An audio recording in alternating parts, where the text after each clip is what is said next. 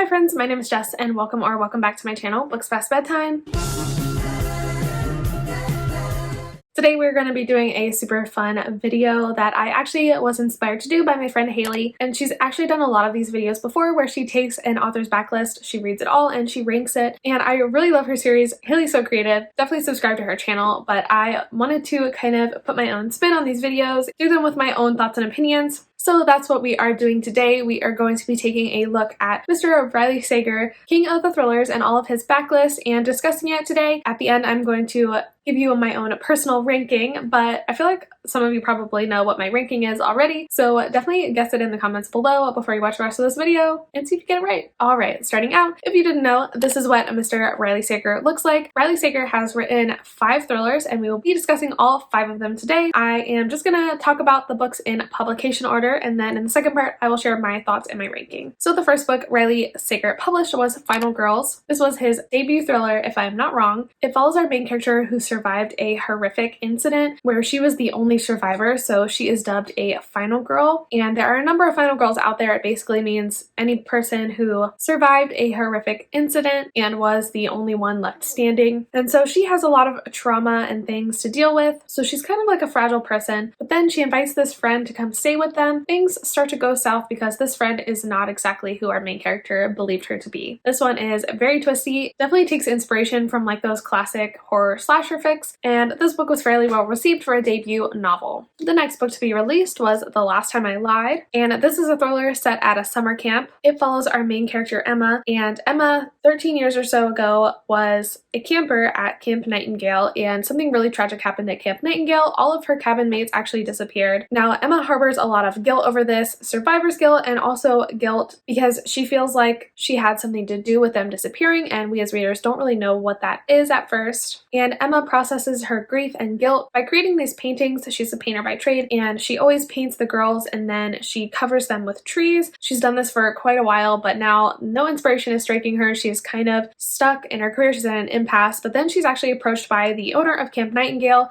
She seeks her out and asks Emma to come back to Camp Nightingale and help her reopen the camp one summer. It's not been open since the year that Emma was a camper, but the owner wants to reopen it, have one last summer because I think she's selling the land or something. Emma agrees to go back because she kind of wants some closure. She kind of wants to see if she can figure out what exactly happened to her cabin mates a number of years ago. So she agrees, and things do not necessarily go as planned. Once she gets there, she feels like she's being watched. She feels like something's just not quite right, and history starts to repeat itself. And that is The Last Time I Lied. Next in publication order was Lock Every Door. This book follows our main character Jules, who moves to New York City, and she's kind of down on her luck, so she takes this job working as an apartment sitter for this fancy apartment in Manhattan, and everything seems too good to be true. She's getting paid a lot of money, getting to live in this beautiful place, and turns out that things are too good to be true because another apartment sitter in her building that she has befriended goes missing, and Jules really believes it's under sinister circumstances. There's also a lot of rules in the building, and the residents are kind of creepy, so Jules definitely thinks there's something weird going on. She's not wrong. I feel like this one is probably Riley Sager's most recognizable book and like most widely read, so I would say this is like quintessential Riley Sager. And next is Home Before Dark, and this one is like a haunted house type of thriller. I think what makes Riley Sager's books so great is they are a mix of thriller and horror, and I feel like that comes through really strongly in this one because it follows a very traditional like horror narrative, and that you don't know if the elements in it are paranormal or sinister or if it's just something everyday that seems creepier in the dark, you know what I mean? This one follows our main character Maggie, and upon Maggie's father's death, she inherits this old house that they used to live in. Maggie wasn't aware that they still owned this house. They moved out of it a long time ago, and she just assumed her parents had sold it, but it is actually what made her dad famous. Her dad is a famous author, and he wrote this horror novel about this house, claims it was a true story, that the house was haunted, that they had all of these ghost experiences, but Maggie herself doesn't remember any of these things and has always thought that this book is a lie and a joke. So when she inherits the house, she decides to go back to the house and like prove that nothing is wrong with the house. But of course, weird things start happening while she's in the house, and she's starting to wonder if maybe her father's book was nonfiction. And this one is cool because it kind of takes place in a dual narrative kind of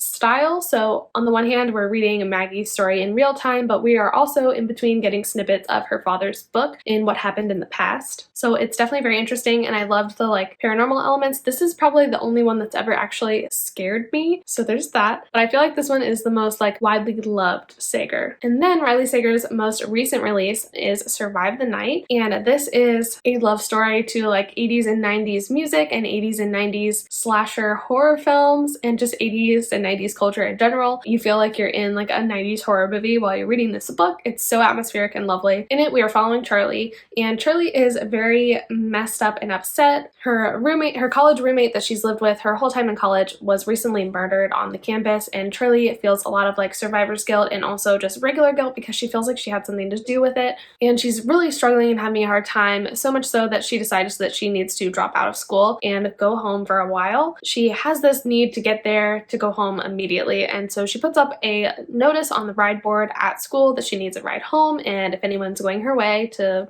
give her a call. And she meets this man, Josh, and Josh is also going home to Ohio apparently and offers to take Charlie along with him. And even though they are strangers and Charlie doesn't know this man from Adam, she for some reason agrees to go with him.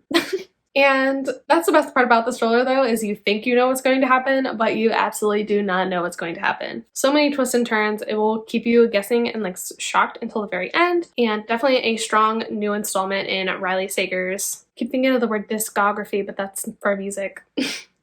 I'm dumb.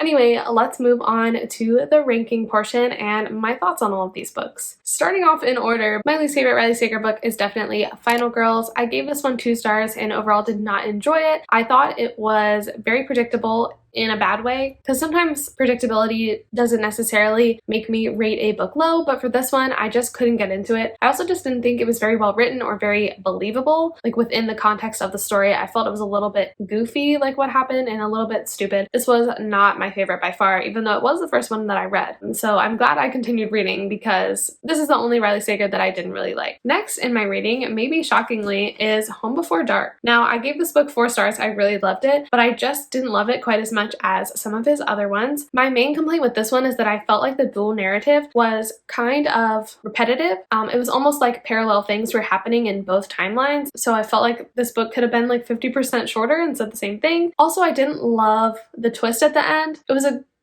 good twist, I guess, but it was just not really what I wanted from the book. And I won't say anything more about it because I don't want to spoil it, but I just didn't love the ending as much as I wanted to. Smack in the middle of my rating is The Last Time I Lied by Riley Sager. I really love the atmosphere of this one. Having a thriller set at a summer camp is such a fun time. I love books set at summer camps in general. That's one of my like weird niche book interests. So this was right up my alley, and I loved the thriller aspect. This one, on the other hand, had a great twist at the end, and I really, really loved the ending. I thought it was amazing. This one I felt like it was a little bit slower than some of the other ones, so that's why it didn't get like a full 5 stars from me, but this one is also a very strong book and I gave it 4.5 stars. The slowness and the pacing was really the only issue I had with it. Otherwise, I thought it was stellar. And my second favorite Riley Sager was my favorite for quite a while since I read it, and that is Lock Every Door. I absolutely loved this book. I gave it 5 stars. I thought it was such a fun, fast-paced, exciting time, exactly what I want in a thriller. This one was also very atmospheric. Riley Sager does atmospheric excellently. I feel like he does very well with the settings. So like this being in New York in this old rich apartment building was just lovely, but also creepy. There's like this weird freight elevator and like things going missing and like dumb waiters and like scary